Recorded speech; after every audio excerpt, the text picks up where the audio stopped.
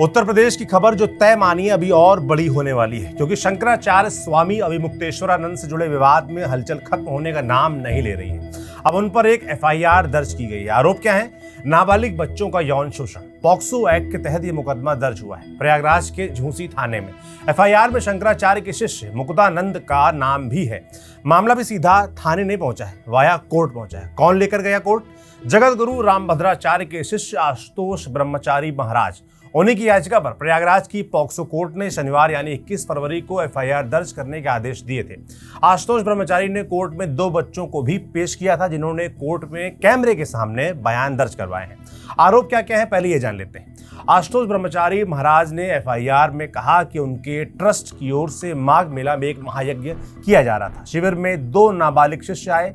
नाबालिग शिष्यों ने बताया, हम असुरक्षित हैं, हमें पुलिस संरक्षण और न्यायिक सहायता दिलाई जाए। बच्चों ने बताया कि अभिमुक्तेश्वरानंद और उनके सहयोगियों ने हमें अपने साथ रखा, कई बार कुकर्म किया। ये सब 1 साल तक किया गया। आरोप लगाने वाले आशुतोष ब्रह्मचारी के मुताबिक नाबालिग बच्चों ने दावा किया कि महाकुंभ 2025 के दौरान मेला क्षेत्र में भी कुकर्म किया गया। माघ मेला 2026 में भी उनका शोषण किया गया। आरोप है कि अभिमुक्तेश्वरानंद के शिष्य ये कहकर बच्चों पर दबाव बनाते थे कि ये गुरु सेवा है, इससे आशीर्वाद मिलेगा। इन आरोपों के अलावा आशुतोष ब्रह्मचारी का दावा है कि उन्होंने 24 जनवरी को झूसी थाने में शिकायत दी। 25 जनवरी को पुलिस कमिश्नर और पुलिस अधीक्षक माघ मेला को ईमेल से शिकायत की। 27 जनवरी को डाक से पुलिस अधीक्षक माघ मेला को शिकायत भेजी, जिसके बाद उनको धमकियां मिलने लगी, जान से मारने की धमकियां। इसके बाद 8 फरवरी को उन्होंने कोर्ट की शरण ली, जहां की स्पेशल पॉक्सो कोर्ट के आदेश के बाद 21 फरवरी 2026 को एफआईआर दर्ज की गई। आपके मन में सवाल आ रहा होगा कि कौन है शिकायत करने वाले आशुतोष ब्रह्मचारी महाराज? तो सबसे पहला परिचय इनका सामने आ रहा है कि ये जगत गुरु रामभद्राचार्य के शिष्य हैं। वैसे आशुतोष ब्रह्मचारी शामली के कांगला कस्बे के रहने वाले हैं। वे कांदला के प्राचीन शाकुंभरी सिद्धपीठ मंदिर की कमेटी से जुड़े रहे हैं। वर्तमान में वो इसके प्रबंधक भी हैं।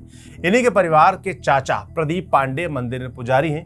2022 में उन्होंने जगत गुरु रामभद्राचार्य से दीक्षा ली थी। इसके बाद से वो सन्यासी का जीवन जी रहे हैं।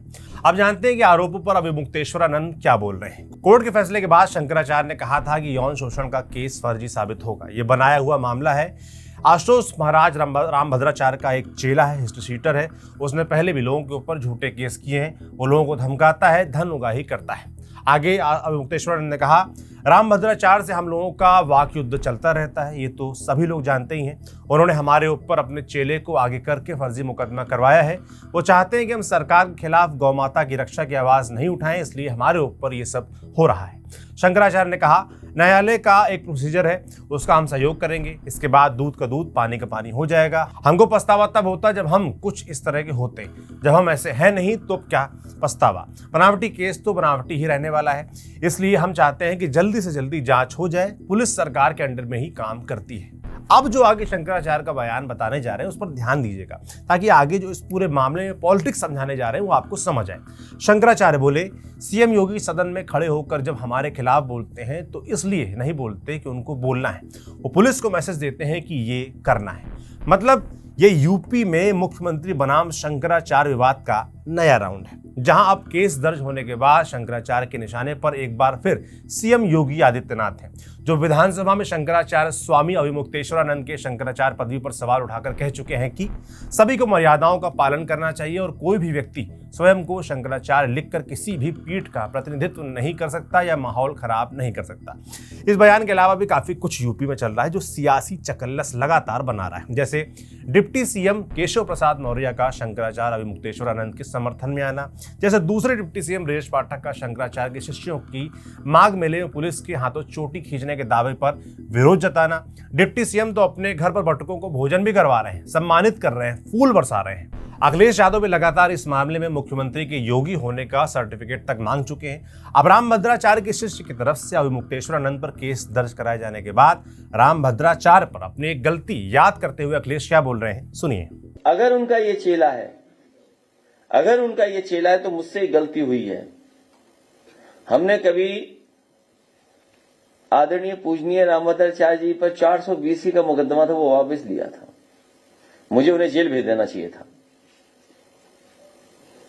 और ये बात गलत हो तो बताइए आप, किसी से पूछ लीजिए आप। हमारे बगल में बैठे भाई साहब।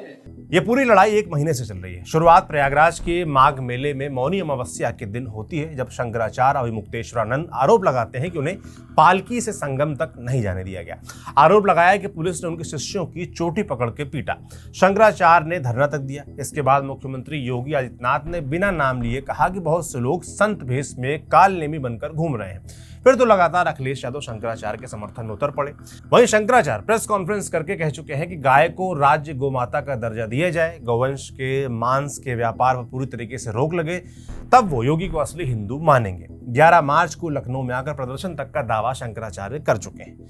ये सब आपको इसलिए रिवाइज करवा के बता रहे हैं ताकि आप इस लड़ाई का भविष्य भी समझ सकें। शंकराचार्य के विवाद में अखिलेश यादव सीधे मुख्यमंत्री योगी पर सवाल करके बीजेपी के सबसे मजबूत हिंदू वोट का बंटवारा चाहते हैं। विपक्ष चाहता है कि शंकराचार्य विवाद से ब्राह्मण और पिछड़ा वोट थोड़ा तो बढ़ सके, लेकिन फिलहाल ऐसा होगा ये कहना कठिन माना जाता है, क्योंकि शंकराचार्य अभिमुक्तेश्वरानंद के पुराने बयान हमेशा बीजेपी के खिलाफ रहे हैं। लेकिन ये जरूर तय है कि इस विवाद के बहाने जो बीजेपी खुद को संत सनातन की रक्षक बताती है, समाजवादी पार्टी और कांग्रेस उसी पिच पर जाकर बीजेपी को शंकराचार्य का अपमान करने वाला बताना चाहती है।